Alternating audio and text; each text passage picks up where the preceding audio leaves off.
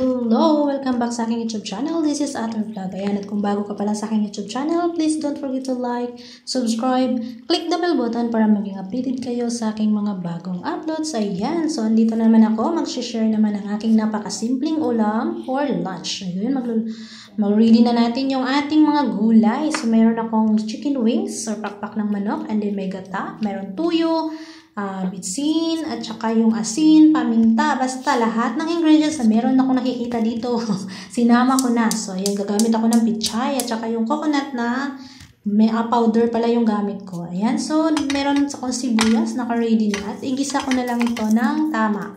So, hindi pa masyado yung mantika natin, pero minimix-mix ko na, minikos-mikos na. So, ayan, no, malapit na siyang lumambot.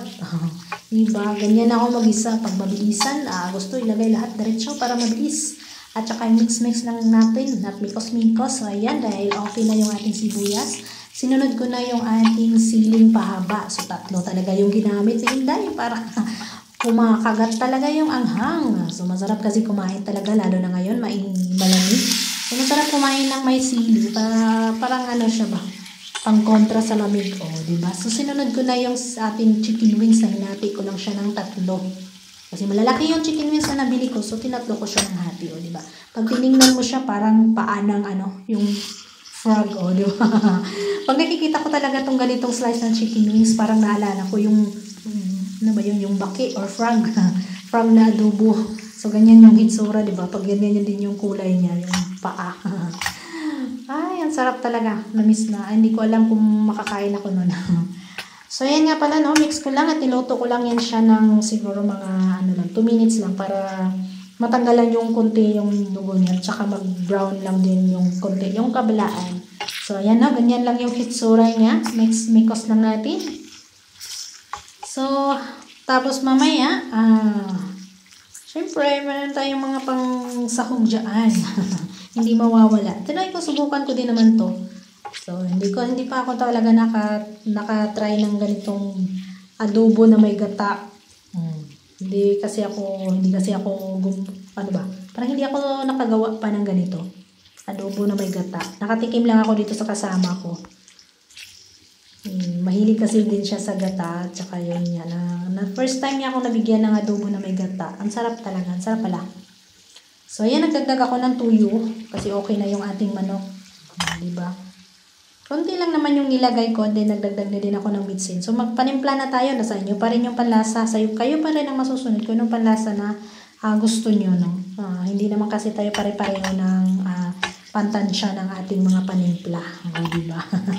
So, yan, mikos-mikos natin. Ang hirap talaga ang hirap mag-vlog na mag-isa. Kuha mo, luto mo, salita mo. So, ganun talaga na wala tayong videographer dahil wala tayong budget. So, ayan, nagdagdag ako ng paminta. Imbis na konti lang yung ilagay ko, nabuhos na. So, ayan, nangipim na. Damihan ko ng paminta.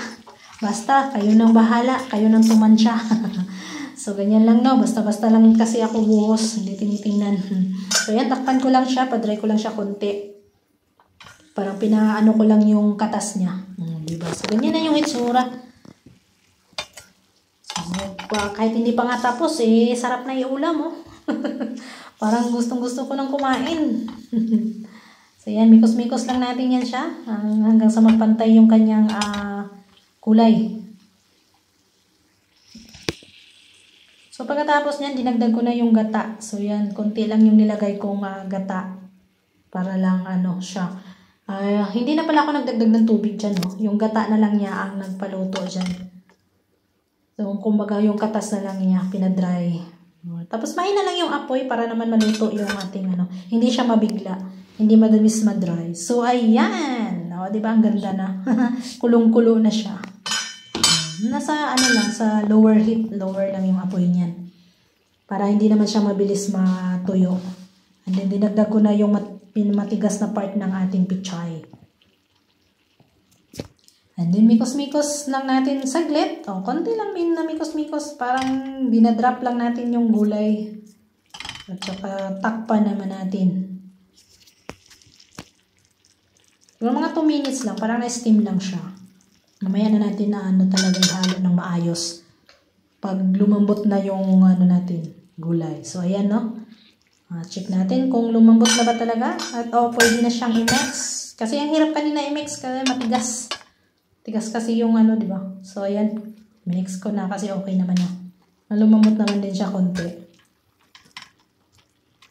So, ayan nga pala. Kung nakaabot nga pala kayo sa video na to, kung saang lugar kayo, please naman paki-comment naman. Para malaman ko kung saan nakaabot ang ating luto for today. So, ayan, no? Dinagdag ko na ang ating pichay, daw ng pichay. So, orange lang. So, kasi maliit yung lutuan natin. Hindi ako naka-ano ng ano. So, ayan, tinakpan ko lang siya. Ayan, takpan ko lang siya ng mga 2 minutes again. Para mag-ano lang yung dahon niya, para ma-steam. So, ayan na. Pwede na siyang i-mekos-mekos ulit. Para naman absorb niya yung lasa. So, ayan, mix lang natin. Mikos-mikos lang natin ng mahina. Hindi ko naman siya talaga totally, binilisan. So, ayan.